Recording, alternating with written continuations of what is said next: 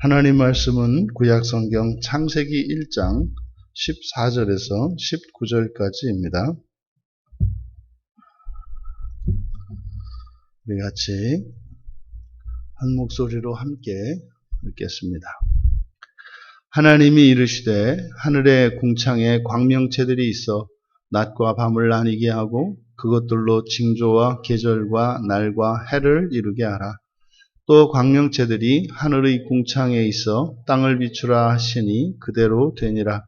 하나님이 두 큰 광명체를 만드사 큰 광명체로 낮을 주관하게 하시고 작은 광명체로 밤을 주관하게 하시며 또 별들을 만드시고 하나님이 그것들을 하늘의 궁창에 두어 땅을 비추게 하시며 낮과 밤을 주관하게 하시고 빛과 어둠을 나뉘게 하시니 하나님이 보시기에 좋았더라.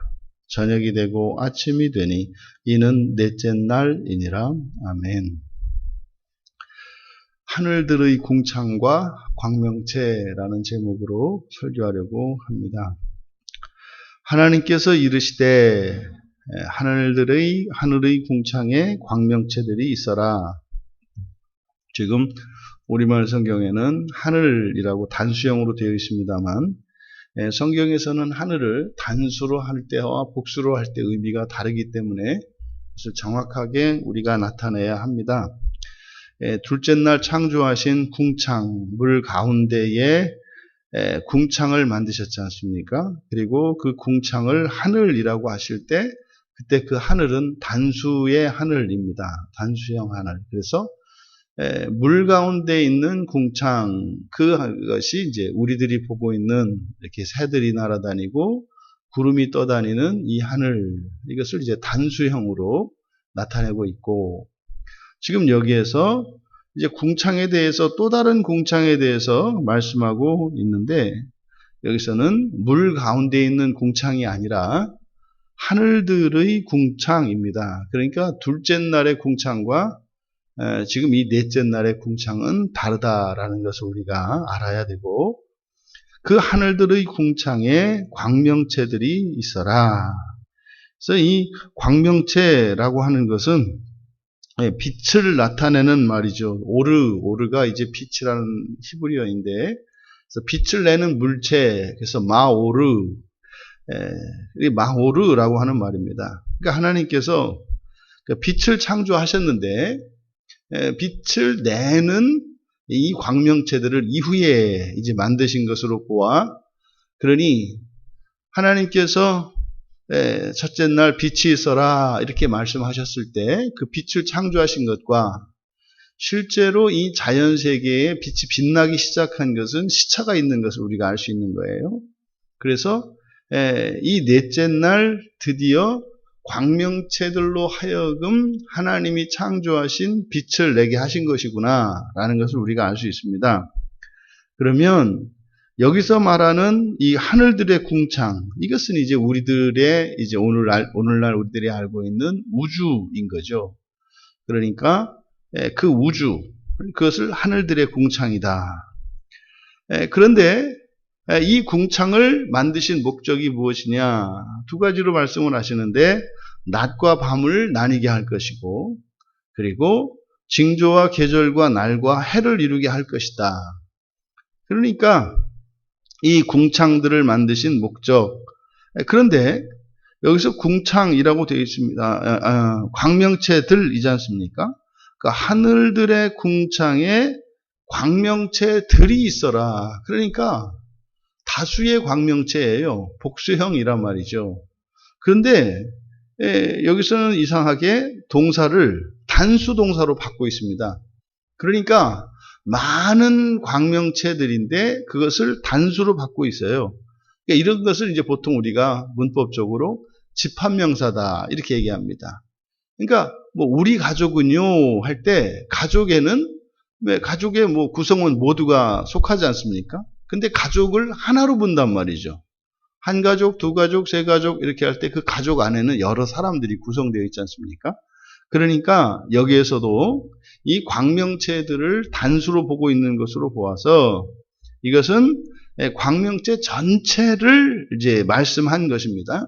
그러니까 광명체라고 하는 것이 바로 낮과 밤을 나뉘게 하는 것이고 이런 징조와 계절과 날과 해를 이루는 것이다 라는 것을 가르쳐 줍니다. 그래서 이게 이제 고대해 이런 천문학이라는 게 존재하잖아요.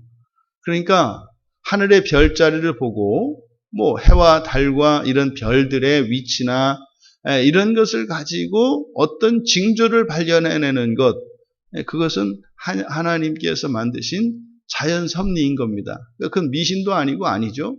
그것은 틀림없는 규칙성이 있어요. 왜요? 하나님의 창조 섭리가 그러하기 때문인 겁니다. 그리고요, 낮과 밤이 있는 것, 이것이 첫 창조 세계의 특징입니다. 근데 훗날 요한계시록에 가보면은 이제 새 창조가 일어날 때는 밤이 없어지죠. 그림자가 완전히 사라집니다. 그러니까 첫 창조가 이렇게 낮과 밤으로 나뉘어 있고 거기에 이런 징조들이 들어있고 날과 해 이런 의미들이 있다라고 하는 것은 이 첫 창조가 완전한 창조가 아닌, 그러니까 완성태가 아니라고 하는 것을 우리에게 가르쳐 줍니다. 그러니까요, 여전히 남아있는, 그러니까 미완성태의 창조가 이 첫 번째 창조 세계라고 하는 것을 이미 성경이 가르쳐 주고 있습니다.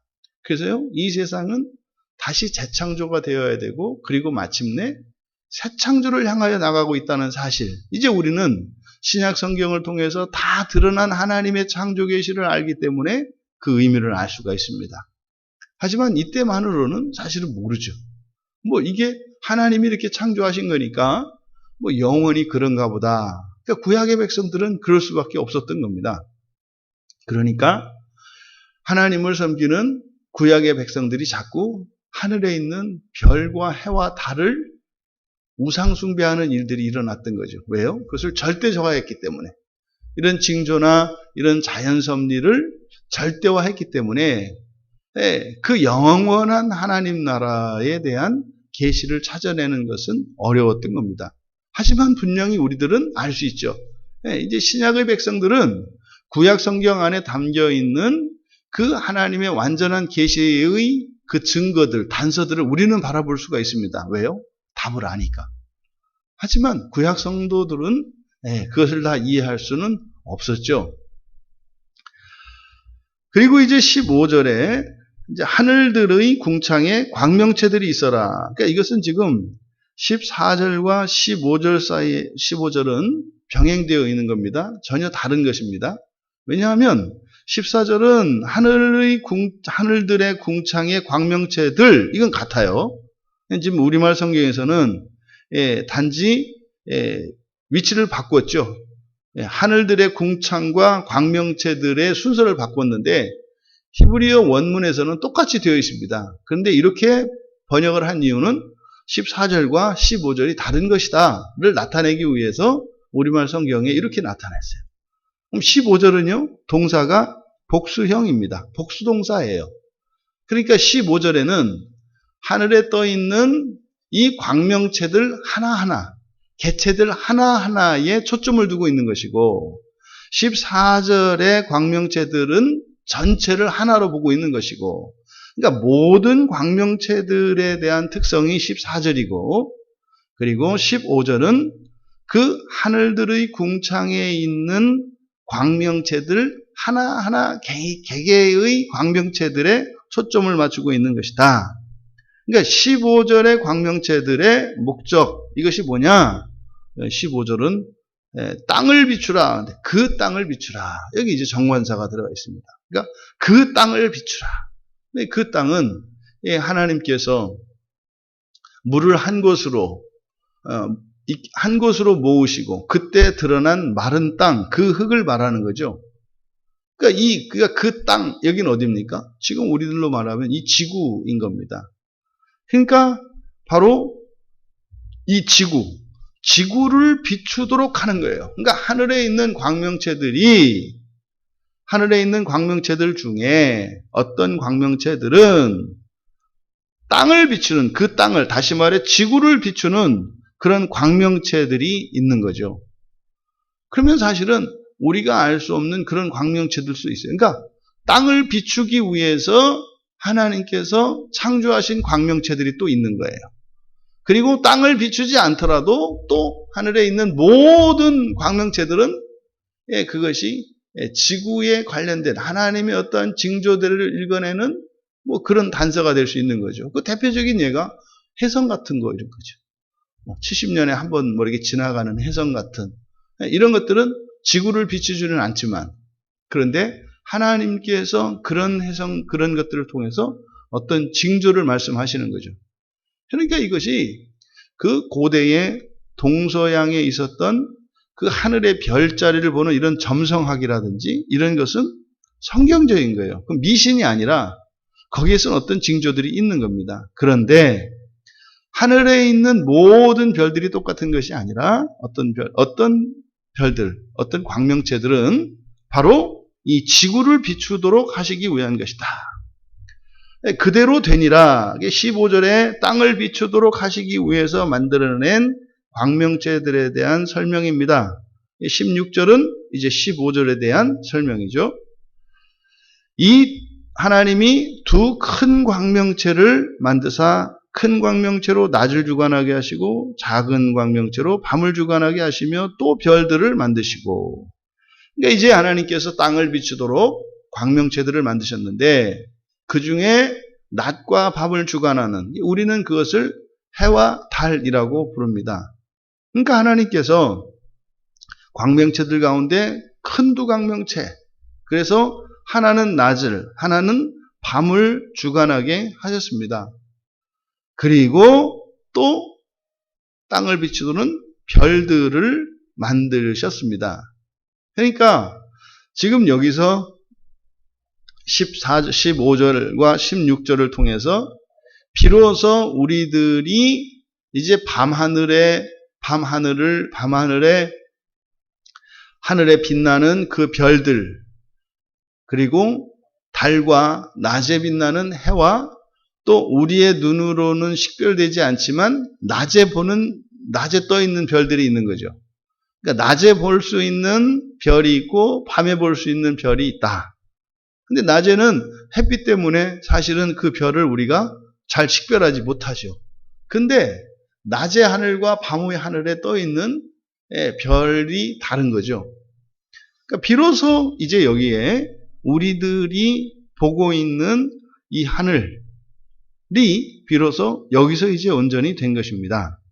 그래서 하나님이 그것들을 하늘의 궁창에 두어 땅을 비추게 하시고 또 낮과 밤을 주관하게 하시고 빛과 어둠을 나누게 하시니 하나님이 보시기에 좋았더라라고 말씀을 하고 있습니다. 저녁이 되고 아침이 되니 이는 넷째 날이니라. 이 넷째 날의 창조를 통해서 우리들이 알 수 있는 것은 하늘들의 궁창의 존재, 즉 우주죠. 우주의 존재와 우주의 시작이 언제인지를 우리에게 가르쳐주고 있습니다. 그리고 여기에서 알 수 있는 것이 바로 하나님께서 창세기 1장 1절에서 태초에 하나님이 하늘들과 땅을 창조하시니라 이렇게 되어 있는데 실제로 이제 3절에서부터 본격적으로 시작되는 하나님의 구체적인 창조 행위들은 다 땅에 대한 내용입니다. 근데 단순히 여기서 바로 하늘들에 일어난 창조 사실에 대해서도 여기에 잠깐 힌트를 보여주시는 거죠. 그러니까 그 하늘들에서 하나님이 무엇을 어떻게 창조하셨는지는 우리가 알 수 없어요. 여기에서는. 이제 훗날 뒤에 이제 성경 계시를 통해서 천사들에 대한 계시가 나오고 그 영적 세계들에 대한 계시들이 쭉 나오게 됩니다. 하지만 구체적으로 그 하늘들을 하나님이 어떤 순서로 무엇을 창조하셨는지에 대해서 성경은 침묵하고 있거든요. 그런데 지금 여기에 바로 하늘들의 궁창, 다시 말해 하늘들에도 궁창이 존재한다는 사실을 가르쳐줘요. 그러니까 이 하늘들의 궁창이라고 하는 것은 지구에 있는 대기권 안에 있는 이 하늘과는 또 다른 거다. 지구에 있는 이 하늘은요, 원래 물 가운데 있는 궁창이죠. 그러니까 그 물 너머에 하늘이 있다는 것을 가르쳐주고 그 하늘들에도 궁창이 있다고 이야기를 해요. 그러니까 이 궁창이라고 하는 것은 단순한 공간이 아니라 그래서 넓게 펴서 만든 것, 뭐 이런 의미이거든요. 그러니까 하나님의 창조의 기본적인 바탕이 궁창이로구나. 궁창이라구나. 근데 이 궁창이라는 게 뭐라고 그랬습니까? 사람에게로 치면 이것은 마음이다. 이렇게 말씀을 했어요. 그러니 성경에서 지킬 만한 것이, 가장 지킬 만한 것이 무슨 말입니까? 가장 가치 있는 것이 우리들의 마음이라고 해요. 그래서 이 마음은요, 사람에게만 있는 게 아니라 이런 식물들에게도 마음이 있고요, 동물들에게도 마음이 있고요, 하나님에게도 마음이 있고요, 천사들에게도 마음이 있어요. 그러니까 이런 동식물들 속에서 심지어는 하늘의 마음이라고 하는 표현도 성경에 사용을 해요. 그러니 하나님의 창조의 가장 기본적인 장이 되는 곳이 하늘 궁창이구나. 그러니까 하늘들의 궁창이라고 했기 때문에 하늘과 궁창이 꼭 같은 것은 아닌 거예요. 또 아닌 거예요. 그래서 하늘들의 궁창, 그러니까 이 하늘들이라고 하는 것은 바로 영적 세계를 의미하는 것이고, 궁창이라고 하는 것은 하나님께서 그 세계에 창조하시는 그 공간을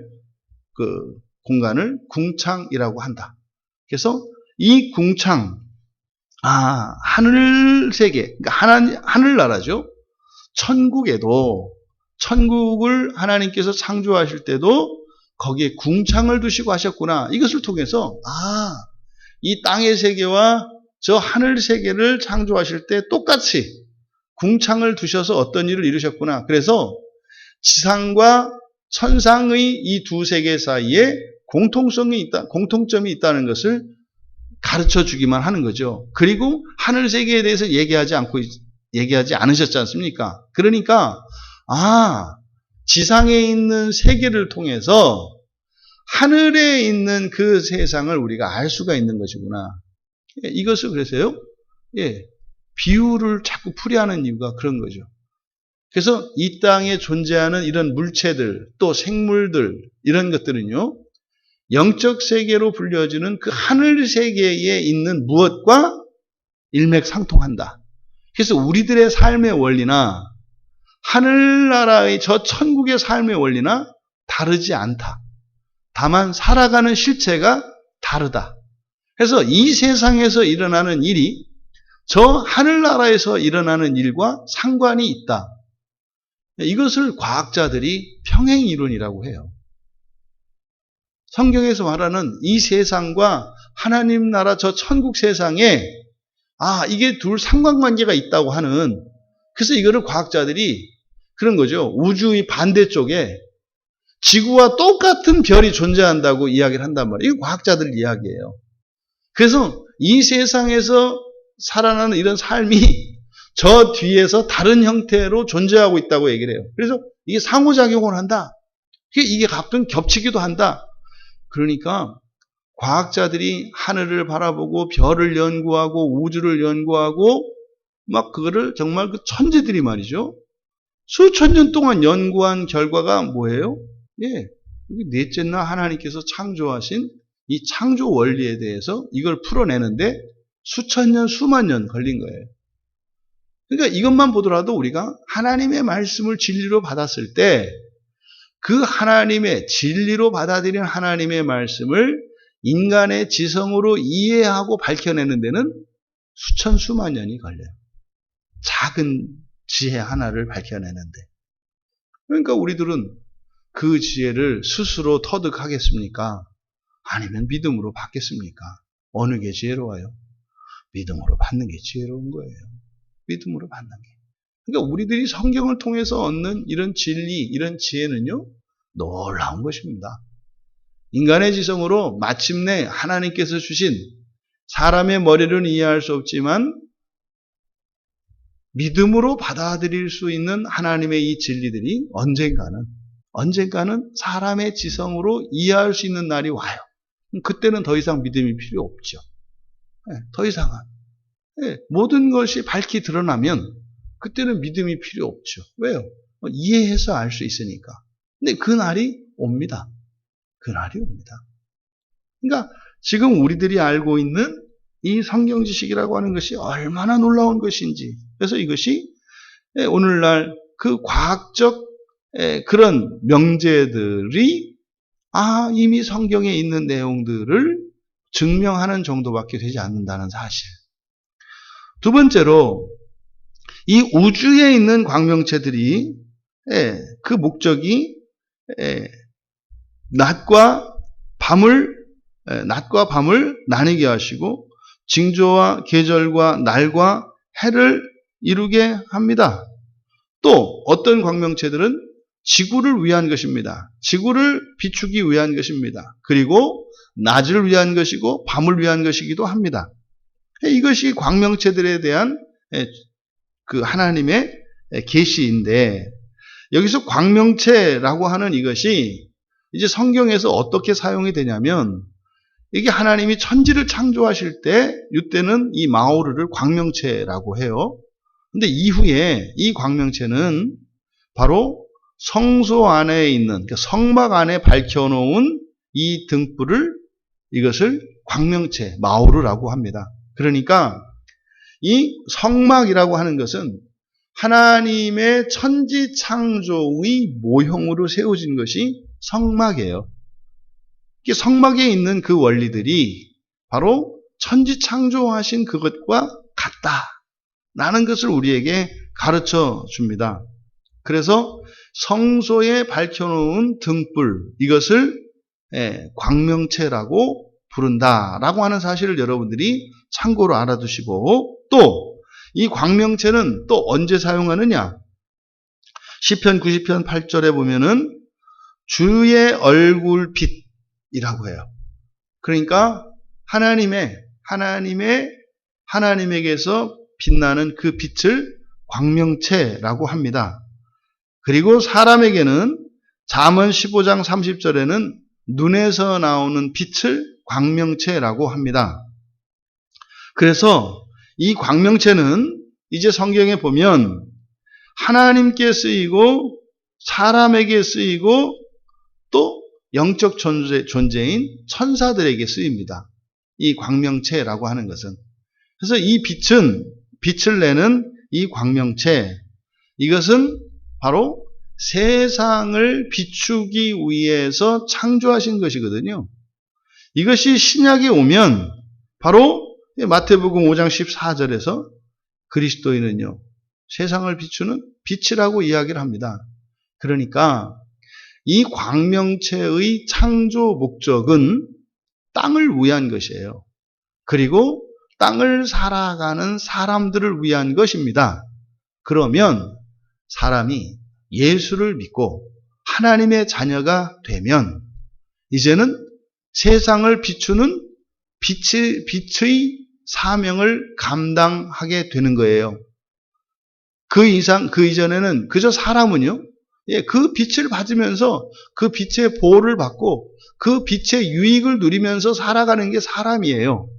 그런데요, 이제는 언약의 백성이 되면, 그리스도를 영접하고 이제 그리스도인이 되면 단지 사람일 뿐만 아니라, 물론 우리도 똑같이 그 하늘에 있는 광명체들로부터 비춰지는 빛이 필요하고 그 빛의 유익을 얻으며 살아가죠. 우리도 햇빛이 필요하고요. 우리도 달빛이 필요합니다. 그런데 그리스도인들은 동시에 세상을 비추는 빛이 됩니다. 그래서 그리스도인들은 바로 하나님의 형상을 닮아 지음받은 사람으로서 이제 뒤에서 여섯째 날 사람이 창조되지 않습니까? 그런데 그게 끝이죠. 창세기에서는. 하지만 이제 신약에 넘어와서 예수 그리스도께서 재창조하시고 나면 바로 사람이었던 그리스도인이 무엇이 된다? 광명체가 된다. 그래서 신적 존재가 된다라고 하는 이 광명체의 의미를 통해서도 우리들이 알 수 있게 되는 거죠.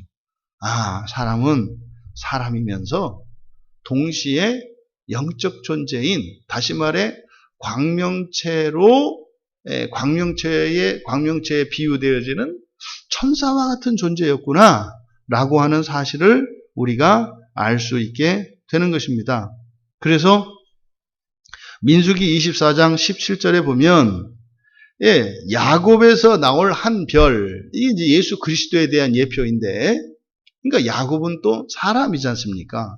그러니까 야곱에게서 나온 한 별, 그랬을 때 그것에 의미하는 첫 번째는 그리스도예요.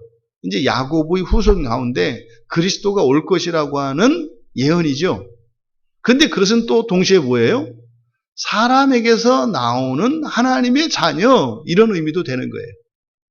그러니까 이 넷째 날 하늘들의 궁창과 광명체 창조에 대한 이 말씀을 통해서 오늘을 살아가고 있는 그리스도인이 사람인 동시에 하나님이라고 하는 예수 그리스도의 양성적 그 특성이 우리 그리스도인들에게도 동일하게 있다고 하는 사실을 이제 우리가 넷째 날 이 광명체의 창조를 통해서 우리들이 알 수 있는 것입니다.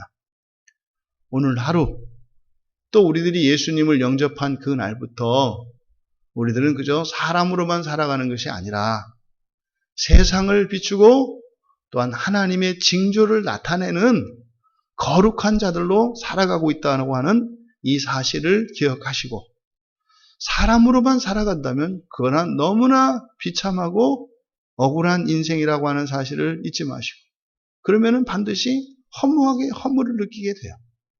사람은 그런 존재가 아닙니다. 그저 먹고 사는 게 그저 재산이나 조금 더 소유하고 그저 다른 사람보다 좀 더 나은 편리한 생활을 하면 그것이 행복하고, 무슨 이 세상의 명예나 무슨 권력을 좀 걸머쥐면 그것이 인생을 잘 사는 것 같은, 그것은 사람의 삶이죠. 우리 그리스도인은 동시에 광명체의 삶을 살아야 한다는 사실, 그 거룩한 인생을 사시는 우리 모두가 되시기를 주님의 이름으로 축원합니다. 존귀하신 하나님, 저희들이 보고 있는 이 하늘 그 너머에 펼쳐진 우주의 창조와 또 하늘에 떠 있는 해와 달과 별들, 그리고 저희들이 볼 수 없는 까마득한 저 너머에 있는 별들을 창조하신 하나님을 찬양합니다. 이 넷째 날 기사를 통해서 저희들이 단지 이 땅 위에 있는 하나님이 창조하신 피조물들 가운데 탁월한 피조물에 불과한 것이 아니라 이 세상에 있으면서 또한 이 세상을 비추는 빛으로 광명체들로 또한 창조된 것을 믿으며 저희들의 인생이 이 땅에 속해 있는 것이 아니라 영원한 하나님 나라에 속한 거룩한 인생임을 기억하며 이 하루를 그렇게 거룩하게 살아갈 수 있도록 은혜를 내려 주시옵소서. 감사하며 예수님의 이름으로 기도하옵나이다.